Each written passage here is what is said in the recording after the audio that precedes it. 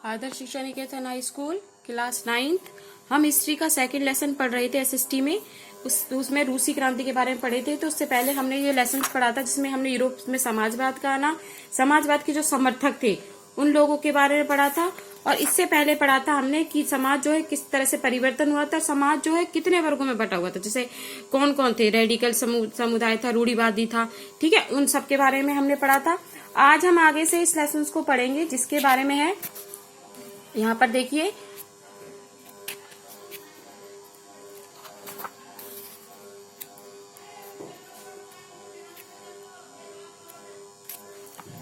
रूसी क्रांति। ठीक है कि भाई अब तो इससे पहले हमने रूस के बारे में पढ़ा था, रूस में किस तरह से 3 उसमें बटा हुआ था। तो यूरोप रूसी क्रांति के बारे में पढ़ेंगे कि यूरोप के सबसे पिछड़े औद्योगिक देशों में से एक रूस में यह समीकरण उलट आया था। 1917 की अक्टूबर की क्रांति के जरिए रूस की सत्ता पर समाजवादियों ने कब्जा कर लिया था। फरवरी 1917 में राजशाही के पतन और अक्टूबर की घटनाओं के तुरंत क्रांति कहा जाता है। ऐसा कैसे हुआ, क्रांति के समय रूस के सामाजिक और राजनीतिक हालात कैसे थे, उनके बारे में पढ़ेंगे। तो रूसी साम्राज्य 1914, ठीक है, उससे पहले पढ़ेंगे।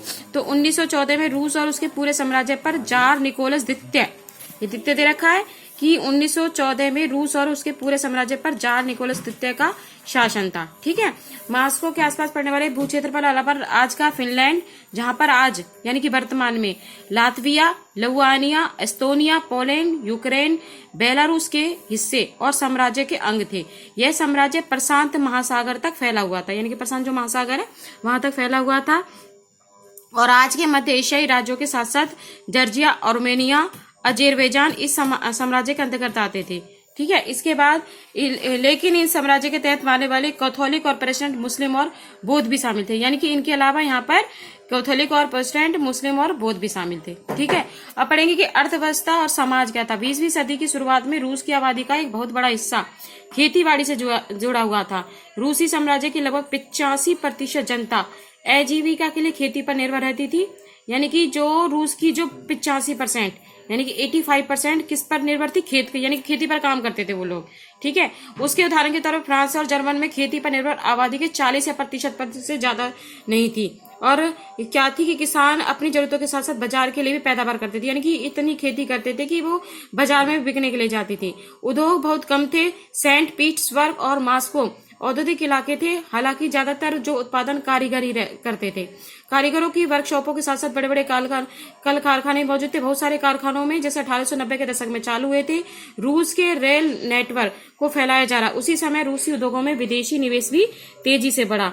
उन कारकों के चलते हुए सालों में रूस के कोयला उत्पादन में 2 गुना और स्टील उत्पादन में 4 गुना वृद्धि हुई। समझ में आ गया। ज्यादातर कारखाने जो है उद्योगपतियों को निजी संपत्ति थे। जो कारखाने जो थे उद्योगपति, जैसे आजकल होते हैं ना प्राइवेट जो कारखाने होते, ऐसे ही निजी संपत्ति थी। मजदूरों को न्यूनतम वेतन मिलता था, यानी कि मजदूरों को जो निश्चित की जाती थी उतना वेतन मिलता था। काम की पाली के घंटे निश्चित होते थे, यानी कि ये निश्चित होते हैं कितने घंटे काम करना है।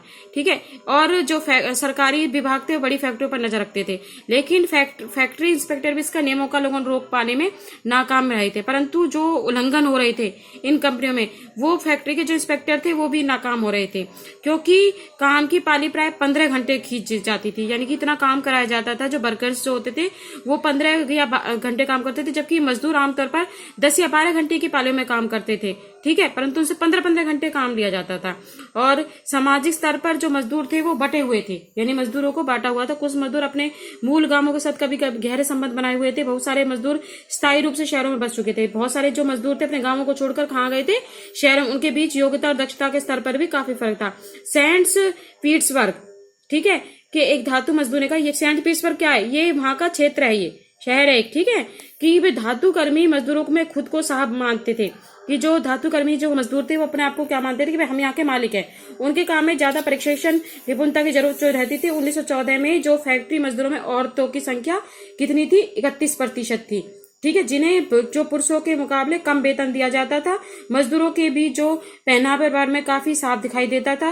यद्यपि कुछ मजदूरों ने बेरोजगारी और आर्थिक संकट के समय एक दूसरे की मदद करने के लिए क्या बनाए हुए थे, संगठन बनाए हुए थे। भाई जैसे कोई किसी के साथ कोई मजबूरी है तो उसके लिए उसकी सहायता करने के लिए क्या बनाए हुए थे, मजदूर बनाए गए थे। ठीक है, उसके बाद जो मजदूर थे एकजुट होकर हड़ताल भी कर देते थे। कई बार क्या करते थे, जब उनकी मांगे पूरी नहीं होती थी तो मजदूर वर्ग जो थे क्या करते थे, हड़ताल करते थे।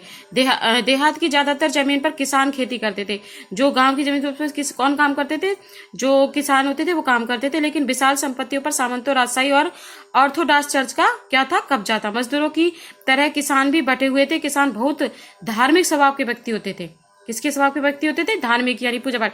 नवाब और सामंतों को जो सत्ता हैसियत मिली हुई थी वो लोकप्रियता की वजह से नहीं, बल्कि जार के प्रति उनकी निष्ठा और सेवा के बदले मिली हुई थी।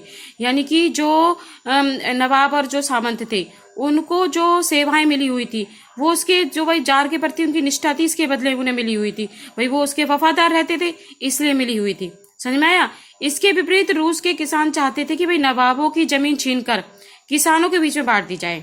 ठीक है भाई, रूस के जो किसान थे वो ये चाहते थे कि भाई जब काम वो कर रहे हैं तो उनकी जो जमीन है उन्हें खींच जाए और उसको बांट दी जाए।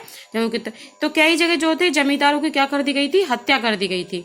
और इससे क्या हुआ था, 1900 पूरे रूस में ऐसी कई घटनाएं घटी थी कि भाई जहां पर जमींदारों की क्या कर दी गई थी, हत्या कर दी गई थी। किसों ने, क्योंकि भाई किसानों को भूमि मिलनी चाहिए। ये समझ में आ गया यहाँ तक कि मजदूर वर्ग क्या चाहते थे, किसान वर्ग। अब अभी रूस में समाजवाद क्या था। 1914 में पहले रूस में सभी आर्थिक पार्टियों, गैर कानूनी मार्क्स के विचारों के मानने वाले समाजवादियों में रशियन सोशल डेमोक्रेटिक वर्कर्स यानी कि रूसी सामाजिक लोकतांत्रिक श्रमिक पार्टी का गठन हुआ। समझ में आया कि 18 क्वेश्चन आता है कि 1898 रूस में किसकी पार्टी का गठन हुआ था, Russian social democratic workers party यानी कि रूसी सामाजिक लोकतांत्रिक पार्टी का गठन हुआ था।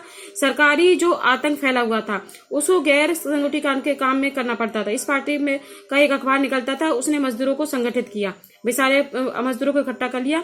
कुछ रूसी समाजवादियों को लगता था कि रूसी किसान जिस तरह समय समय पर जमीन बांटते हैं उसे पता चलता है कि स्वाभाविक रूप से जो समाजवादी भावना वाले लोग हैं, इस आधार पर उनका मानना था कि रूस में मजदूर ही नहीं बल्कि किसान ही क्रांति की मुख्य शक्ति बनेंगे।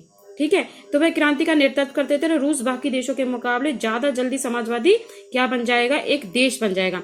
तो क्या हुआ था कि 1900 में सोशलिस्ट रेवोल्यूशन यानी कि समाजवादी पार्टी का पतन हुआ। इस पार्टी के किसान अधिकारों के लिए संघर्ष किया और मांग की कि सामंतों के कब्जे वाली जमीन फौरन किसको लौटा दी जाए, किसानों को लौटा दी जाए। ठीक है, और उससे क्या होगा, लेनिन का उसमें से एक समाज दार्शनिक जो हुए थे लेनिन का मानना था कि किसानों में एकजुटता नहीं है, वे बटे हुए हैं। तो कुछ किसान गरीब थे और कुछ अमीर थे, कुछ तो मजदूरी करते थे, कुछ पूंजीपति थे, तो नौकरों से खेती करवाते थे।